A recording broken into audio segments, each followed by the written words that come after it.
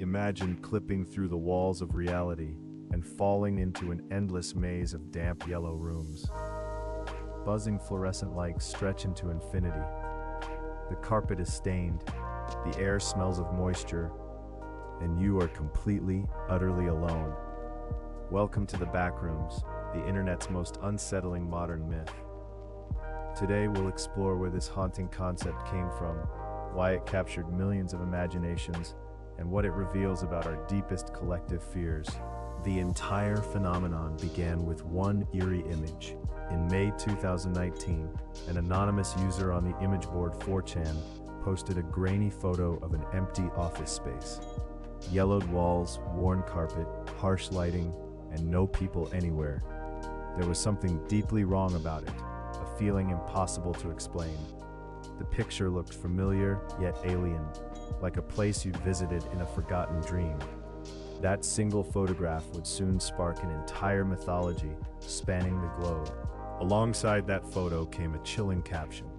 It described how, if you weren't careful, you could no-clip out of reality, slipping through walls into wrong areas of the world. There you'd find roughly 600 million square miles of randomly segmented empty rooms. The narrator warned of the maddening hum of fluorescent lights and the smell of moist carpet. Most disturbing of all, God save you if you hear something wandering nearby, because it sure as hell has heard you. What made these words spread so quickly? Psychologists point to something called liminality. The backrooms tap into our unease with transitional spaces, places designed to be passed through but never lingered in. Empty hallways, vacant parking garages, deserted malls at midnight. We've all felt that strange tingle in such locations. The backrooms simply weaponize that feeling, transforming a familiar discomfort into a fully realized nightmare world that anyone could instantly understand and fear. There's another layer to the horror: nostalgia. The yellow wallpaper and worn carpet evoke 1980s and 90s office buildings, schools, and waiting rooms. For many viewers, these images stir half-buried childhood memories. You feel like you've been here before, even though you can't place exactly when. This collision of comfort and dread creates what some call nostalgic horror. It's the unsettling sensation of a safe memory turning sour, a familiar place stripped of all its warmth and humanity. The backrooms didn't emerge from nowhere. They grew alongside a broader internet fascination with liminal spaces. Online communities began sharing photos of empty pools, abandoned playgrounds, and silent corridors. These images, often low quality and dreamlike, carried an emotional weight that words struggled to capture. The backrooms became the ultimate expression of this aesthetic, a place built entirely from that lonely in-between feeling. It gave the vague mood a name, a structure, and a terrifying purpose. What truly transformed the backrooms was collaboration. Internet users worldwide began adding their own contributions. They invented new levels, each with unique rules, dangers, and atmospheres. Writers crafted survival guides. Artists rendered impossible architecture. This collective storytelling style is sometimes called a creepypasta, or shared mythology. No single author owned it. Instead, thousands of strangers built something larger than any one person could imagine. Brick by digital brick, room by endless room. As the community expanded, an elaborate system of levels developed. Level 0 is the classic yellow rooms most people recognize. Below and beyond it lie countless others. Some feature flooded parking garages, others contain vast warehouses or pitch-black voids. Each level supposedly has its own entities, exits, and methods of survival. This structure gave the backrooms the feel of a video game, encouraging endless exploration and creativity, while maintaining that core sense of isolation and dread throughout. Of course, no nightmare is complete without monsters. The backrooms mythology introduced various entities lurking in the shadows. Some are faceless humanoids that mimic human voices to lure victims closer. Others are formless threats you can only hear, never see. These creatures aren't always central to every story, but their presence amplifies the tension. The not knowing is the real horror. In an infinite empty space, the possibility of something else sharing it with you becomes unbearable. The Backrooms might have stayed a niche text post forever. Then, in 2022, a teenager named Kane Parsons changed everything. Under the username Kane Pixels, he uploaded a short found footage film titled The Backrooms. Using stunning visual effects created in his bedroom, he brought the yellow rooms terrifyingly to life. The video felt like authentic camcorder footage from the 1990s, complete with a frantic cameraman fleeing an unseen monster. It was instantly mesmerizing. Kane Parsons' video exploded across the internet, gathering tens of millions of views. Viewers were stunned that a self-taught teenager had produced something so cinematic. His series expanded into a sprawling narrative involving a mysterious organization investigating the rooms. The professionalism and creativity proved that internet horror could rival Hollywood. Soon, major studios took notice. A feature film adaptation was announced, with Parsons himself attached to direct. An extraordinary leap for a young creator.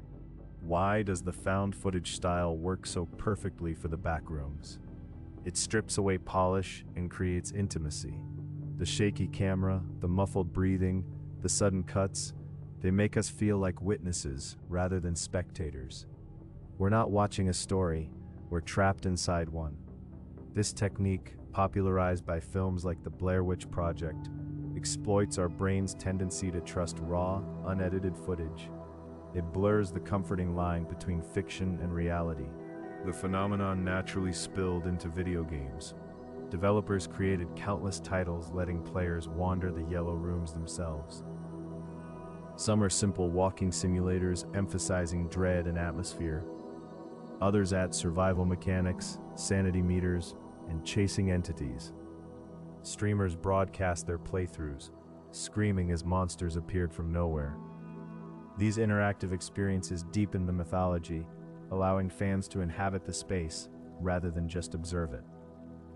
Fear becomes far more powerful when you control the trembling flashlight yourself. Scholars have begun studying the Backrooms as a genuine piece of digital folklore. Throughout history, humans have gathered to share frightening stories around campfires and in whispered legends. The Backrooms represent the same impulse, simply transplanted online. It's a collaborative legend that evolves with each retelling, shaped by the anxieties of its time.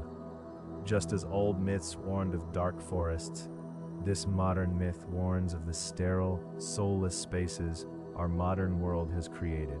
At its heart, the Backrooms speak to a profoundly modern fear: isolation. We live more connected than ever, yet many people feel deeply alone. The endless empty rooms mirror that emotional emptiness, the sense of being lost in a vast, indifferent system. There's no one to help you, no exit clearly marked, just endless sameness, stretching forever. This resonance is likely why the concept struck such a deep chord, especially among young people navigating an uncertain world. It's no coincidence the Backrooms peaked in popularity during the COVID-19 pandemic. Suddenly, millions of people found themselves trapped indoors, staring at the same walls day after day. Offices sat empty. Schools fell silent. The world outside took on that same eerie, abandoned quality the Backrooms captured so well. The myth became an unexpected metaphor for collective isolation and the strange, suspended feeling of those long, uncertain months when normal life seemed to disappear entirely. Despite its dark themes, the Backrooms phenomenon represents something genuinely inspiring. It shows how ordinary people, armed only with imagination and free tools, can create art that moves millions. A teenager in his bedroom launched a career. Writers found audiences. Artists discovered communities. The Backrooms proved that creativity isn't reserved for big studios or wealthy producers. With curiosity and effort, anyone can contribute to something meaningful that captures the hearts and minds of people worldwide. Some corners of the internet push the mythology further. treating it as a genuine conspiracy. They claim the backrooms were real dimensions, hidden by governments or accessible through secret rituals. While these theories are fictional fun rather than fact, they reveal our hunger for mystery in an over-explained world. There's a strange comfort in believing the universe still hides secrets. The backrooms offer that thrill, a reminder that reality might be stranger than we assume. The lasting power of the backrooms teaches us something important about storytelling. Great fear, like great art, comes from connection to real human emotion. The yellow rooms work because they reflect feelings we all recognize: loneliness, displacement, and the unsettling familiarity of forgotten places. By naming and exploring these emotions through fiction, we actually process them. Scary stories aren't just entertainment. They're a way of safely confronting the anxieties that quietly live within us all. So the next time you walk through an empty hallway and feel that inexplicable chill, you'll understand why. The backrooms tapped into something universal, transforming our quiet discomforts into a shared global legend. From a single anonymous photo to films, games, and folklore, it grew through human creativity and connection. Thank you for exploring this strange world with me today. If you enjoyed this journey, consider subscribing, and remember, never wander too far from the exit.